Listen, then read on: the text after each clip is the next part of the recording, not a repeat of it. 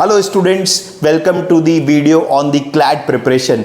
In today's video, I am going to talk about what is the right way to read a passage. तो students बहुत बार ये question लेकर के आते हैं कि पैसेज कैसे पढ़ना चाहिए, क्या पहले पैसेज पढ़ें या पहले क्वेश्चंस पढ़ें और फिर बाद में पैसेज पढ़ें. I think both the strategy is right. दोनों में कुछ भी मुझे ख्याल से ऐसा प्रॉब्लम नहीं है कि ए इज बेटर देन बी वाली strategy. But what I will suggest is, I think जो स्टूडेंट्स मिस्टेक कमिट करते हैं मैं उस पर ज़्यादा बात करूंगा.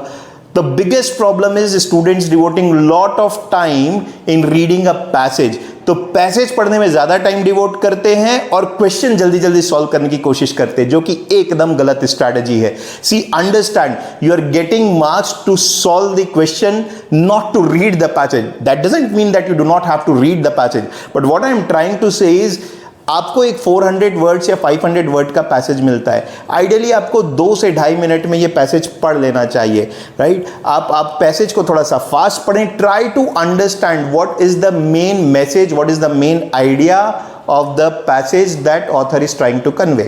अगर आप वो मेन आइडिया पकड़ लेते हैं, then you will anyways be able to solve almost 50% of the question, because 50% of the questions are based on main idea. और जो remaining questions होते हैं वो पैसेज में कहीं पर दिए हुए होते हैं.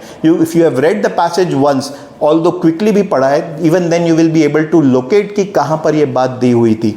Always try to read passage in 2.5 minutes and to solve the questions. आपके सामने जो 5 क्वेश्चन होते हैं, 40 seconds to 50 seconds time to solve one question. That way it will take you around 7 minutes time to solve a particular passage, which is I think the optimum amount of time in the CLAT passages. So remember, as far as right strategy is concerned, there is no right strategy कि पहले passage पढ़ूं या पहले question पढ़ूं.